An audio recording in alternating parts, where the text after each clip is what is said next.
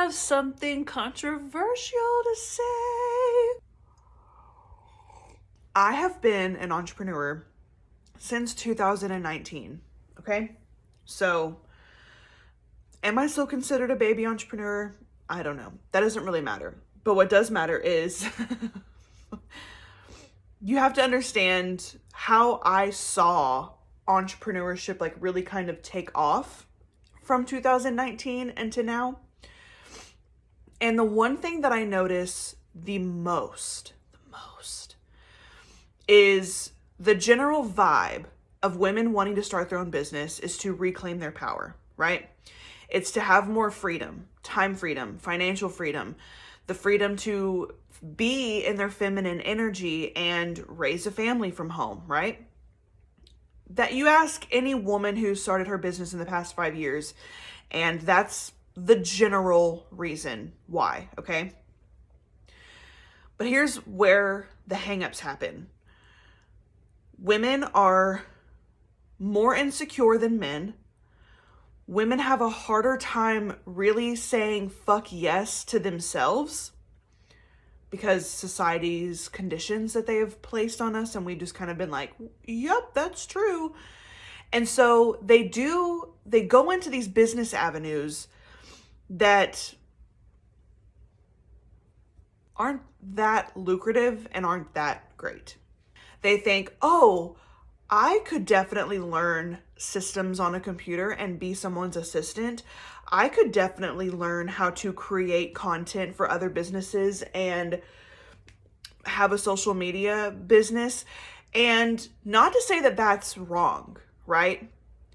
But you're playing fucking small, is what I'm saying. You aren't really looking at what lights you the fuck up, okay? Lighting, like what lights you up? Staying at home and making sourdough?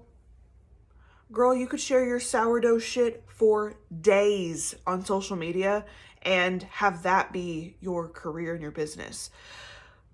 But because women play it small and women aren't as tenacious as men are typically because of society, they do the things that just, I could make this work. I see someone else who's a virtual assistant and they do a good job, so I could probably do a good job too. Or I have a teaching background and I had to work with these exact same systems in the school setting, so I could do this for someone's business.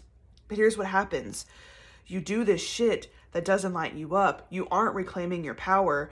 You're doing the thing that you're like,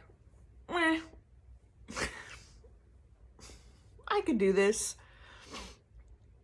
And then you do it for a while and you realize how soul-sucking it is because you're trading one soul-sucking thing for another soul-sucking thing.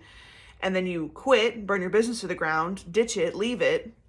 And then you're back to square fucking one because you didn't do the ballsy, bullheaded thing in the beginning and say, you know what? Fuck all this. If I want real change for myself and I want to start a business and I want to have all this freedom, time freedom, financial freedom, family freedom, whatever, do what lights your fucking soul on fire, because the universal laws that are in place here whenever we're talking about creating the life of our dreams don't come from what makes sense.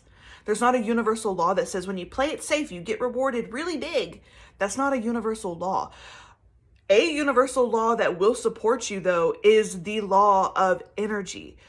Where your energy thrives, more of that energy is going to thrive.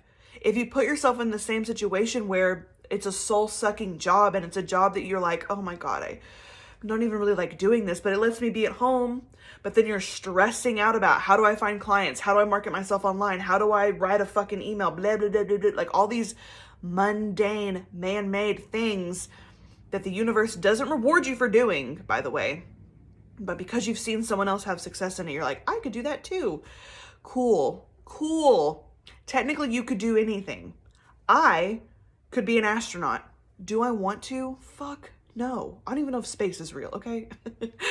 I could be an Olympic athlete, but do I want to? Fuck no. So what I'm saying here is stop playing small.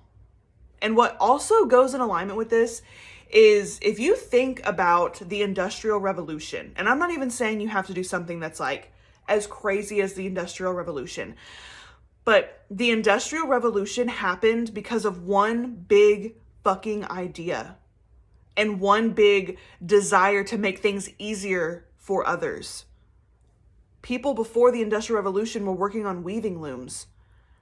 They didn't see the Industrial Revolution coming. You think the encyclopedias saw Wikipedia and the internet coming? No, but someone had a very big idea and said, I'm going to do this. And they did it, even though it didn't make any sense. This entire app was an idea that was created and brought to life because someone said, I have a desire to create this thing and bring this to the masses. Again, I'm not saying you have to create the next revolutionary thing, but stop playing so goddamn small and stop doing things that don't light your soul up. Because when you follow your true passions in life, that is when things start to happen for you. So you having your cute little business where you have your little LLC and you're filing your taxes through it and you're earning, $1,200 a month, that's great. But if you don't wake up every day and are excited as shit to jump into what it is that you call your job and your career and your business, that is the biggest sign of being out of alignment. And when you're out of alignment, you cannot master manifestation. Period.